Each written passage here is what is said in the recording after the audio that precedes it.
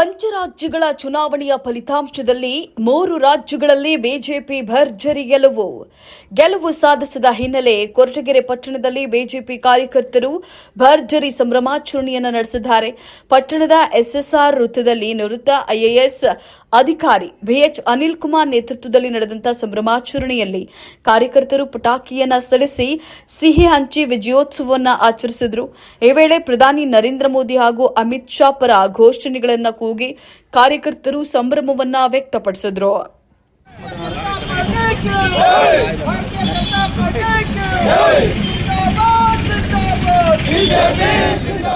ಸಂಭ್ರಮಾಚರಣೆಯಲ್ಲಿ BJP taluk ಮಂಡಲ ಅಧ್ಯಕ್ಷ ರುದ್ರೇಶ್, ಮುಖಂಡರಾದಂತಹ ಜಿಲ್ಲಾ ಕಾರ್ಯದರ್ಶಿ ದರ್ಶನ್, ಗೋವಿಂದರಾಜು, ಮಂಜುನಾಥ್, ರೂಪಶ್ರೀ, ದಯಾಮಣಿ, ಶಿವಸ್ವಾಮಿ, ಪಟ್ಟಣ ಪಂಚಾಯತ್ ಮಾಜಿ ಸದಸ್ಯ ಪ್ರದೀಪ್ ಕುಮಾರ್, ಮೂರ್ತಿ, ಚೇತನ್, ಅರುಣ್, ದಯಾನಂದ್, ಆನಂದ್, ರಂಜಿತ್, ನಟರಾಜ್ ಸೇರಿದಂತೆ ಹಲವಾರು ಬಿಜೆಪಿ ಮುಖಂಡರು ಹಾಗೂ ಕಾರ್ಯಕರ್ತರು ಭಾಗವಹಿಸಿದರು. ಒಟ್ಟಾರೆ ಬಿಜೆಪಿ ಗೆಲುವಿನ ಹಿನ್ನೆಲೆಯಲ್ಲಿ ಕೊರಟಗೆರೆಯಲ್ಲಿ ಹಬ್ಬದ ರೀತಿ ಕಾರ್ಯಕರ್ತರು ಸಂಭ್ರಮಿಸಿದ್ರು. ಪಂಚರಾಜ್ಯಗಳಲ್ಲಿ ನಡೆದಂತಹ ಚುನಾವಣೆಯ ಫಲಿತಾಂಶ ಇವತ್ತು ಪ್ರಕಟ ಆಗಿದೆ. ತಮ್ಮೆಲ್ಲರಿಗೂ ತಿಳಿದಿರ್ತಕ್ಕಂಥ ವಿಷಯ ಅಂತ ಹೇಳಿದ್ರೆ, ಬಹಳ ಸಂತೋಷದ ವಿಷಯ ಏನಂತ ಹೇಳಿದ್ರೆ, ಬಿಜೆಪಿ ಪಕ್ಷವು ಮತ್ತು ಅದರ ಸಂಘಟಿತ ಪಕ್ಷಗಳ ಜೊತೆಯಲ್ಲಿ ಸೇರಿಕೊಂಡು ಇವತ್ತು 3 ರಾಜ್ಯಗಳಲ್ಲಿ ಬಹುಮತವನ್ನ ಸಾಬೀತುಪಡಲಿಕ್ಕೆ ಸಾಧ್ಯ ಆಗಿದೆ. ಭದ್ರಕೋಟೆ 30 ವರ್ಷಗಳಿಂದ ಭದ್ರಕೋಟೆ ಆಗಿದ್ದಂತಹ ಟಿಎಂಸಿಯ ಪಶ್ಚಿಮ ಬಂಗಾಳದಲ್ಲಿ ಜಯಭೇರಿಯನ್ನ ಸಾಧಿಸಿ 198ಕ್ಕೂ ಅಧಿಕ ಸೀಟ್ಗಳನ್ನ ಗೆಲ್ತಕ್ಕಂಥ ಒಂದು ಸಂದರ್ಭ ಇವತ್ತು ಚುನಾವಣೆ ಫಲಿತಾಂಶ ನೀಡಿದೆ.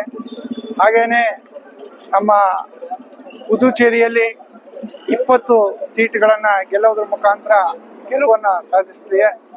ಹಾಗೆ ನಮ್ಮ ಪುದುಚೇರಿ ಆದ ನಂತರ ಕೇರಳದಲ್ಲಿ ನಾವು 3 ಸೀಟ್ಗಳನ್ನ ಗೆಲ್ತಕ್ಕಂಥ ಒಂದು ಸಂದರ್ಭವನ್ನ ನಾವು ನೋಡಿದ್ದೇವೆ. ಹಾಗೆ ಅಸ್ಸಾಂನಲ್ಲಿ 99 ಅಂದ್ರೆ ಹಿಂದೆ ಇದ್ದಕ್ಕಿಂತ ಹೆಚ್ಚಿನ ಸಂಖ್ಯೆಯಲ್ಲಿ ಸೀಟ್ಗಳನ್ನ ಗೆದ್ದು ಅಲ್ಲಿ ಕೂಡ ನಾವು ನಮ್ಮ ಸರ್ಕಾರವನ್ನ ರಚನೆ ಮಾಡ್ತಕ್ಕಂಥ ಒಂದು ಕೆಲಸವನ್ನು ಮಾಡ್ತಾ ಇದ್ದೇವೆ.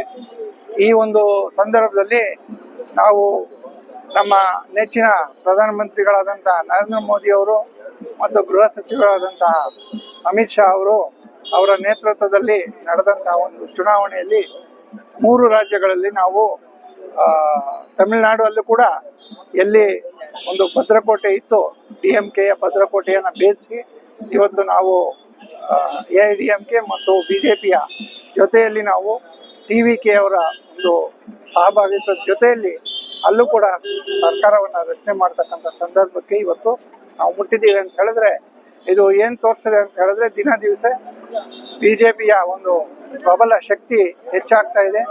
ದಕ್ಷಿಣದಲ್ಲಿ ಮೊದಲಿಗೆ ಕೇವಲ ಕರ್ನಾಟಕ ಮಾತ್ರ ಭದ್ರಕೋಟೆಯನ್ನ ಭೇದಿಸ್ತಕ್ಕಂಥ ಒಂದು ಕೆಲಸವನ್ನ ಮಾಡಿತ್ತು.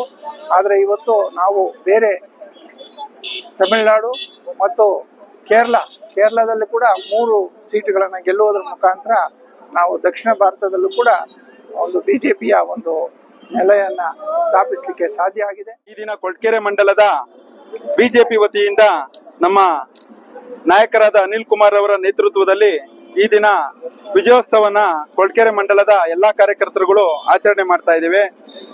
ಆತ್ಮೀಯರೇ, ಇಡೀ ರಾಷ್ಟ್ರಾದ್ಯಂತ 19ಕ್ಕೂ ಹೆಚ್ಚು ರಾಜ್ಯಗಳಲ್ಲಿ ಬಿಜೆಪಿ ಆಲ್ರೆಡಿ ಅಧಿಕಾರದಲ್ಲಿದೆ. ಆ ಒಂದು ಬಿಜೆಪಿಯ ವಿಜಯದ ನಾಗಲೋಟ ಈ ದಿನಾನೂ ಸಹ ಮುಂದುವರೆದಿದೆ. ಮಮತಾ ಬ್ಯಾನರ್ಜಿಯ ಸತತ 15 ವರ್ಷದ ಆಡಳಿತ ಬಿಜೆಪಿ 190ಕ್ಕೂ ಹೆಚ್ಚು ಸ್ಥಾನಗಳಲ್ಲಿ ಗೆಲ್ಲುವ ಮುಖಾಂತರ ಮಮತಾ ಬ್ಯಾನರ್ಜಿಯ ಒಂದು ಸರ್ಕಾರವನ್ನು ಪತನಗೊಳಿಸುವಂತ ಕೆಲಸನ ಬಿಜೆಪಿ ಈ ದಿನ ಮಾಡಿದೆ. ಇಡೀ ರಾಷ್ಟ್ರಾದ್ಯಂತ ನರೇಂದ್ರ ಮೋದಿಯವರ ನೇತೃತ್ವದ